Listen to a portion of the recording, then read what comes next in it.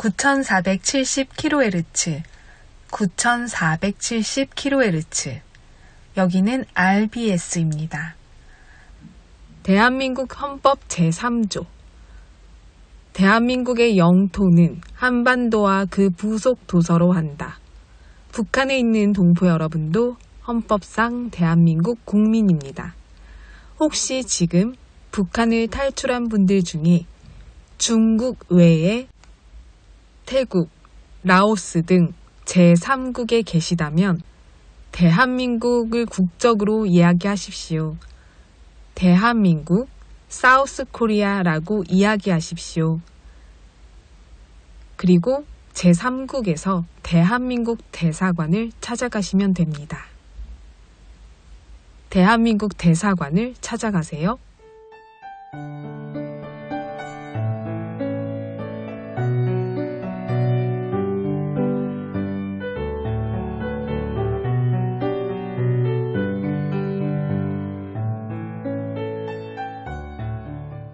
북녘 동포 여러분, 추석 명절을 어떻게 지내고 계시나요?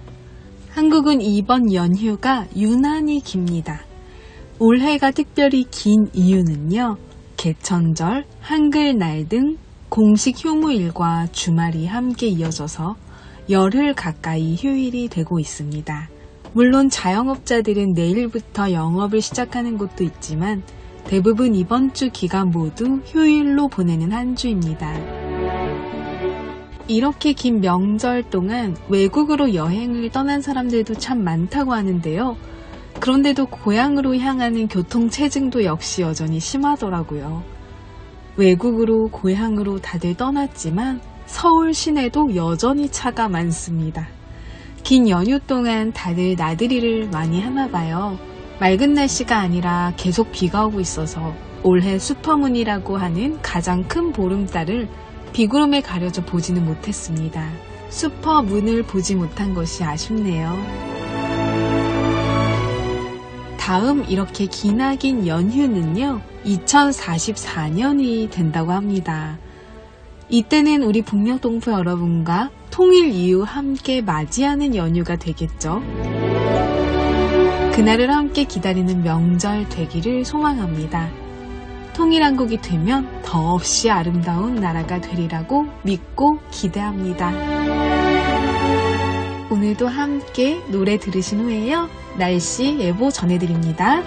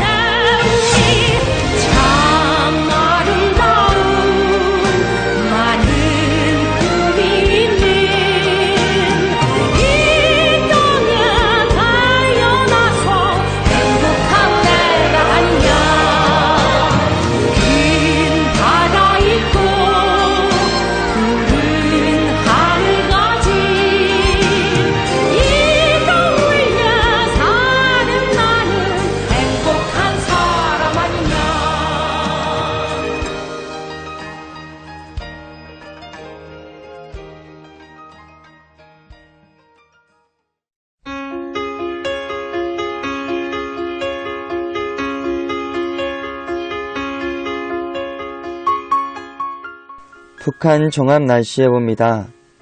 내일 전 지역 가끔 구름 많고 평안도와 함경도 곳에 따라 가끔 비 오겠습니다.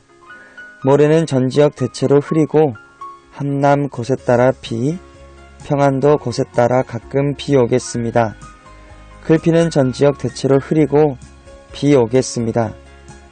예상 강수량 함남 5에서 20mm, 평안도, 함북 5mm 안팎입니다. 지역별 날씨 예보입니다. 평안남도 평양 내일 맑다가 구름 많아지겠습니다. 모레는 날씨 흐리겠습니다. 글피는 날씨 흐리고 오후에 한때 비 오겠습니다. 최저기온 14도에서 최고기온 21도까지 오르겠습니다. 평안북도 신의주 내일 구름 많고 흐리겠습니다. 모레는 흐리고 오후에 한때 비 오겠습니다. 글피는 흐리고 오전에 가끔 비 오겠습니다. 최저기온 12도에서 최고기온 20도까지 오르겠습니다. 개성 내일과 모레 구름 많겠습니다. 글피는 날씨 흐리겠습니다. 최저기온 14도에서 최고기온 26도까지 오르겠습니다. 함경남도 함흥 내일 날씨 맑다가 한때 흐리고 비 오겠습니다. 모레는 흐리고 오전에 한때 비 오겠습니다. 글피는 날씨 흐리겠습니다. 최저기온 12도에서 최고기온 25도까지 오르겠습니다. 해산 내일 구름 많고 가끔 비 오다가 날씨 맑아지겠습니다. 모레와 글피는 날씨 흐리겠습니다. 최저기온 4도에서 최고기온 16도까지 오르겠습니다. 함경북도 청진 내일 날씨 맑겠습니다. 모레는 흐리고 글피는 구름 많겠습니다. 최저기온 9도에서 최고기온 21도까지 오르겠습니다. 무산 내일 구름 많고 한때 비 오다가 날씨 맑아지겠습니다.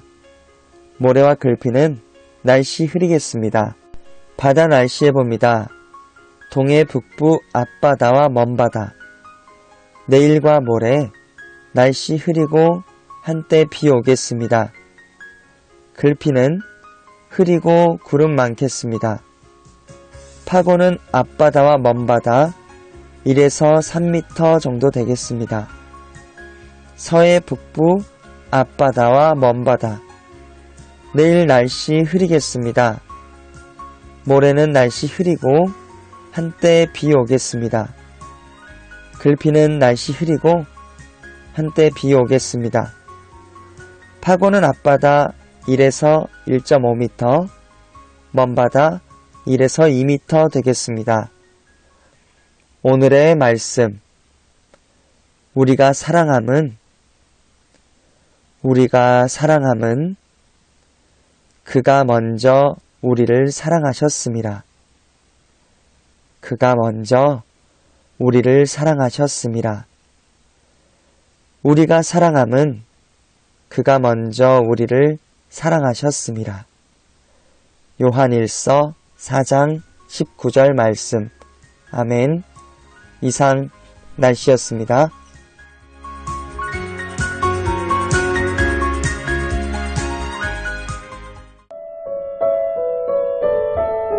여기는 RBS 부흥복음통일방송입니다.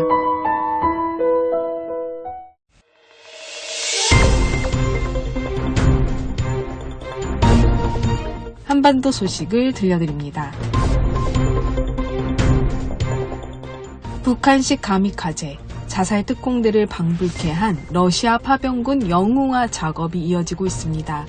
지난 8월 31일 북한 중앙조선TV에서 보도된 내용에 따르면 앳된 얼굴의 부상병들이 포로로 잡히기 직전 투항하는 대신 자살하거나 동료들에게 짐이 되지 않기 위해 목숨을 끊는 사례를 열거하며 영웅적 희생정신이라고 찬양하는 장면을 내보낸 것으로 확인했습니다. 청년 동맹원인 20세 윤정혁 씨와 19세 우위혁 씨는 적들의 포위에 들게 되자 서로 부둥켜 안고 수류탄을 터뜨려 영롱하게 자폭했다고 추켜 세웠습니다. 20세 리몽남 씨는 통로 개척 임무를 받고 지뢰 해제 전투를 벌이던 중 습격 개시 시간이 박도하자 지뢰 원 구역을 달리며 6탄으로 통로를 개척하고 장렬하게 전사했다고 보도했습니다. 북한 매체의 전사들의 이름 수백 개를 자막으로 띄운 후에 그렇게 바친 청춘은 아까운 생애, 내일은 끝이 아닌 빛나는 영생의 시작이라고 칭송했습니다.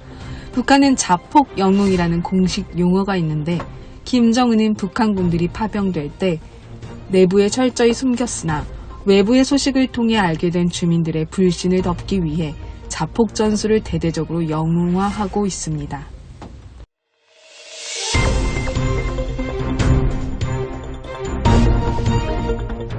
두 번째 소식입니다. 북한 물가 폭증에 식량난 심화와 꽃제비가 증가하고 있습니다.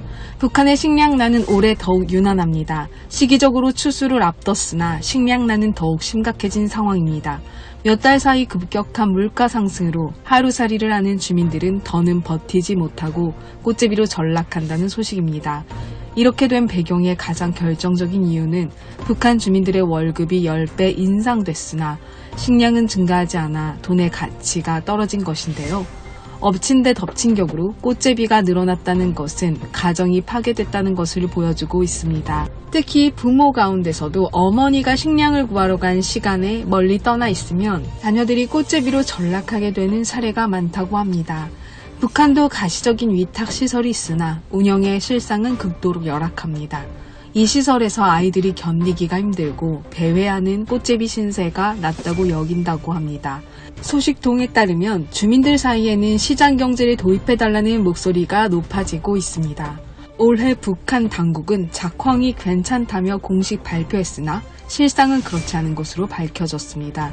역설적이게도 북한의 대표적인 곡창지대인 황해도에서 생산되는 식량은 100% 군량미로 들어가기 때문에 주민들은 굶주리고 있습니다. 평안남도 안주, 숙천 지역에 12-3천리 거리가 있는데요. 이곳 수확이 반토막이 났고 주민들은 국가의 배급에 대해서는 기대를 안 한 지 오래됐습니다. 장마당으로 자력갱생했으나 곡물이 상승하게 되니 대부분이 생활의 압박을 받고 있습니다. 북한은 공식화하지 않지만 김일성 사후 이미 30년 전에 배급이 없어졌고 국정 가격 매김이 없어졌습니다.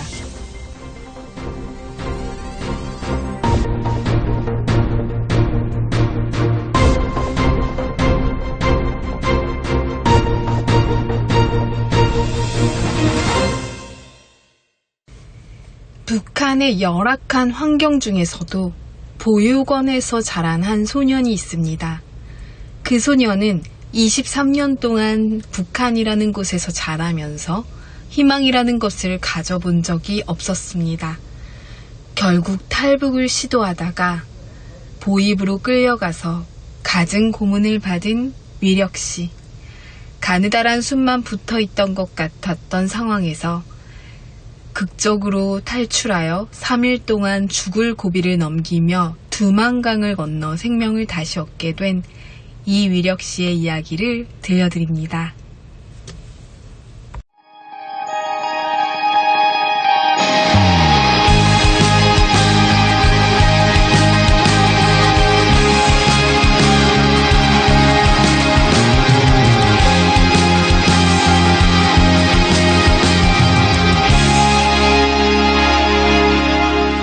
북한의 보육시설에서 자란 한 사람이 있습니다.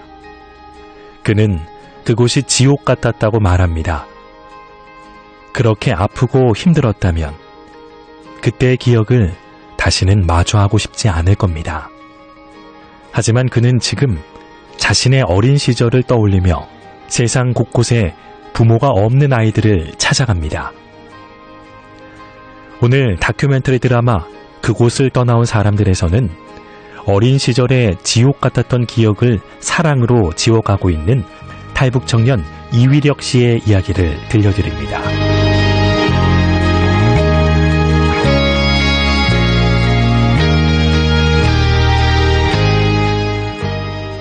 저는 제 기준에서는 좀 힘들게 살았던 것 같아요. 왜냐하면 북한의 계층을 따지면 3개 계층으로 나눌 수 있는데 그 핵심 계층이 있고 동료 계층이 있고 적대 계층이 있는데 저는 핵심 계층에서 어릴 때 살았어요. 다시 말해서 아버지가 보안원을 하면서 상당히 이렇게 잘 사는 계층에서 이렇게 삶을 영위하다가 그 후에 적대 계층으로 이렇게 떨어져서 살아왔죠. 그러니까 제가 북한에서의 삶이 총 23년인데 돌아보면 북한에서 적대 계층으로 더 오래 살았던 것 같아요. 호락호락하지는 않았다 이렇게 정도 말씀드릴 수 있을 것 같습니다. 예, 예.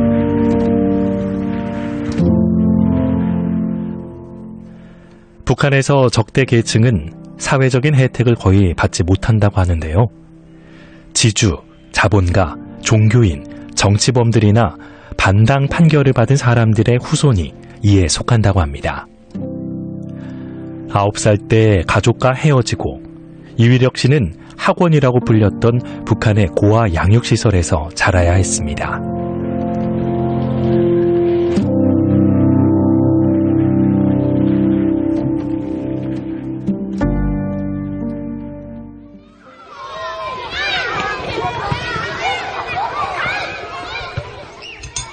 와, 강냉이 밥이다. 야, 여기 소금 국물. 밥에다 소금 국물 치라. 왜 여기다 소금 국물을 치네? 너 여기 학원에 들어온 지 얼마나 됐니? 나 얼마 전에 들어왔다. 너 여기 살려면 시키는 대로 알아. 이 둥둥 뜬 강냉이 밥은 말이디. 먹고 돌아서면 배가 고프다. 여기서 살아남는 방법은 소화를 늦게 시켜야 된다 이 말이다. 알았다. 그럼 형 누나들은 여기서 매일 이렇게 소금 국물에 밥을 먹는 거네? 기래니까 우리가 아직 살아있는 거 알겠니? 야! 왜 때리네? 너 그렇게 씹어 먹으면 억하니? 그냥 씹지 말고 마시라! 너 그렇게 먹었다간 며칠 못 살고 죽고 만다. 소화 바로 되지 않게 씹지 말고 그냥 삼키란 말이다. 알았다. 그나마 옥수수 밥을 먹었을 때는 북한의 형편이 괜찮은 때였습니다. 고난의 행군 시절, 학원이라고 불리는 북한의 보육시설에서는 옥수수 속대를 가루로 만든 송치가루와 옥수수 껍데기로 만든 묵지가루를 먹었습니다. 그런 걸 먹고서라도 살아남으면 다행인 시절이었습니다. 공식적으로는 1994년부터 99년도까지 또는 2000년도까지라고 고난의 행군이라고 규정하고 있어요. 근데 제가 북한에서 그 기간을 살아본 장마당 세대로서 2000 거의 5년? 4년 이까지 고난의 행군이라고 보는 게 맞는 것 같아요. 실질적으로 제가 주민으로서 느꼈던 거는요. 최소한 그 고아원 삶이 어느 정도로 지옥이었냐면 그 고난의 행군 당시에 아사자가 지금 공식적으로 통계 자체도 안 나오고 있습니다. 뭐 100만 명이 죽었다 또는 200만 명이 죽었다 뭐 아사자가 있다라고 하는데 그거는 통계도 못 내고 있어요. 분명한 거는 그렇게 많이 죽었다고 추정을 할 뿐이에요. 그러면 부모가 있는 자식들 또는 그 가족이 있는 형제 친구가 있고 이런 사람들도 그렇게 죽어가는 판국에 부모가 없는 아이들은 어땠겠어요? 고난의 행군 당시 시장 또는 그 역전이라고 이렇게 표현을 했었는데 그게 나가면 시체들이 있었어요. 그리고 처음에는 시체를 실어 갔었고요. 두 번째는 시체를 가만히로 덮어놨었고요. 세 번째는 시간이 지나면서 시체가 많아지니까 덮어놓지도 않았어요. 구석에다 몰아놨어요. 지들이 뜯어먹고 막. 그러니까 그런 상황에서 고아원은 더 지옥이라고 보시면 돼요. 그러니까 지옥에서 더 큰 지옥이 있다면 고아원이라고 보시면 되는 거예요. 봐봐요. 첫째로 고아원은 국가에서 지원을 안 해주면 먹지 못합니다. 근데 국가 지원이 주긴 주는데 그때 당시 먹었던 게 막 옥수수 뿌리 뭐 이렇게 우리가 북한에서는 송치라고 표현을 했었고 그거 묵지가루라고 했는데 옥수수를 다 이렇게 알맹이 뽑아내고 그 껍질을 갈아 먹였었고 그래서 다 그 걸려가지고 대상에 다 막혀가지고 똥 쌀 때 대소변 볼 때 막 손가락으로 다 뜯어내고 그게 첫 번째로 먹는 문제가 국가에서 지원이 안 되는 거 지원이 제한적으로 되는 거고 두 번째는 위생 상태인데 그 위생 상태가 그거 아세요? 배고픈 사람한테 제일 중요한 게 뭔 줄 아세요? 먹는 거예요. 씻는 게가 중요할까요? 안 중요해요. 그럼 위생 상태가 어떤지 알겠죠. 그러니까 내 주 목적이 먹는 거니까 씻는 건 별로 관심 없어요. 그럼 씻지 않으면 어떻게 돼요? 병이 나잖아요. 병 걸려 죽는 거예요. 그리고 그렇게 못 씻고 영양이 안 좋고 하게 되면 몸이 최소한 뚱뚱하지는 않을 거잖아요. 거의 우리 북한에서는 영양실조라고 표현을 했었어요. 뭐 우리끼리는 영실이 이렇게 표현을 했었습니다. 9살 때 들어 내가 9살 키에서 졸업할 때까지 9살 키로 졸업을 하는 거예요. 9살에서 우리가 졸업을 17살, 18살에 하는데 그때까지 키가 똑같아요. 왜? 성장판이 열리질 않는 거예요. 그냥 쉽게 생각해서 숨만 붙어 있게 먹고 산다라고 보면 되는 거죠. 그게 문제고. 그러니까 그 안에서의 삶이 정상적일 수가 없어요. 또 세 번째로는 영양 상태가 안 좋으니까 그 안에서 싸움도 일어날 거잖아요. 예민하고 하니까. 그리고 또 선생님들이 그 교직원들 또는 선생님들이 그 아이들을 통지를 해야 됩니다. 근데 통제를 하려게 되면 그 아이들에게 그 폭력이 당연히 가해지고요. 근데 일반 집 아이들은 한 대 맞으면 벌떡 일어난다면 그 아이들은 한 대 맞으면 못 일어나요. 그만큼 상태가 안 좋다라는 거죠. 그러면 그 때려서 맞아 죽으면 살인죄를 적용해야 되는 게 맞죠. 근데 그렇지 않습니다. 병보로 죽었다라고 되어 있습니다. 그러니까 그만큼 사람 목숨이 가벼이 여기고 그랬던 시기예요. 뭐 지금 고아원은 모르겠어요. 뭐 통일되면 꼭 가보고 싶네요. 일단은. 예. 그때 당시는 그랬습니다.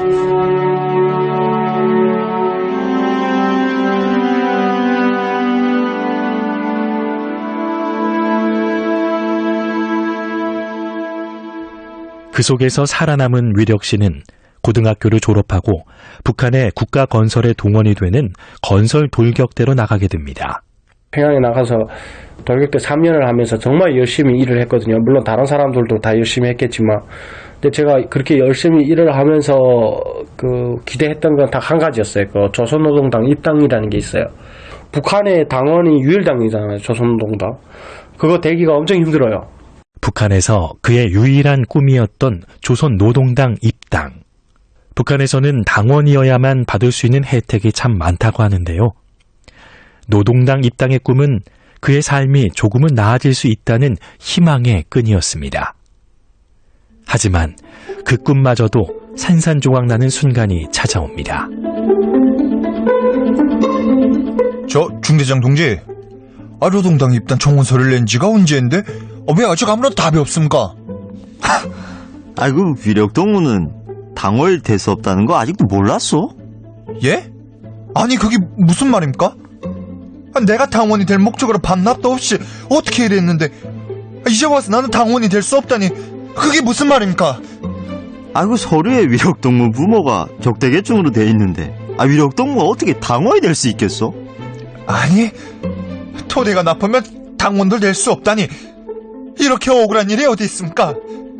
내가 당원이 되려고 돌격대에서 얼마나 고생을 했는데 부모님 토대 때문에 그저 아무것도 할 수 없다는 게 말이 됩니까? 돈이 있어도 토대가 좋아야 될걸요. 성분이 좋아야 돼요. 근데 저는 토대가 나빠가지고 안 된다고 하더라고요. 안 되는데 뭐 월급도 못 받고 그냥 먹을 것만 받고 하루 12시간씩 일을 하면서 조선노동당 그거 보상받으려고 열심히 일하는데 아빠 엄마 서류가 뭐 블랙으로 되어 있다고 소리 아무리 열심히 일해도 뭐 입당할 수 없다고 하는데 뭐 더 일할 이유가 있습니까? 그래가지고 거기서 도망쳤죠.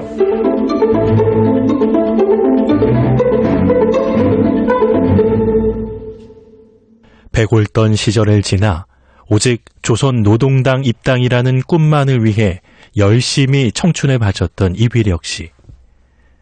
자신은 토대 때문에 북한 노동당 입당이 어렵다는 것을 알게 된 위력 씨는 고향으로 돌아가 장사도 하고 일자리도 구해보지만 결국 탈북이라는 길에 오르게 됩니다. 그저 어렵고 힘들기만 했던 북한에서의 생활. 그때 위력 씨는 북한에서는 한 번도 미래나 꿈에 대해 생각해 본 적이 없다고 말합니다. 배고픈 사람에게 제일 필요한 건 먹을 거예요. 그게 삶의 목표가 되는 거예요.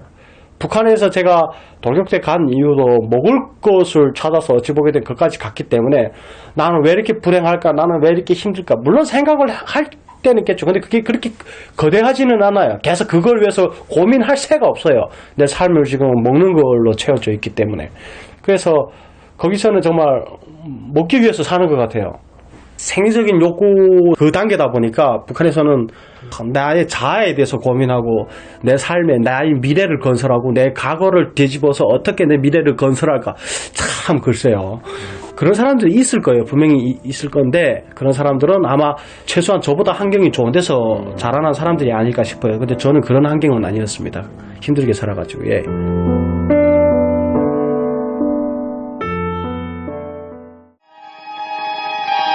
마음껏 그저 먹고 싶고 일한 만큼 보상을 받고 싶었던 위력 씨의 탈북 이야기, 금요일에 2부를 이어서 들려드립니다.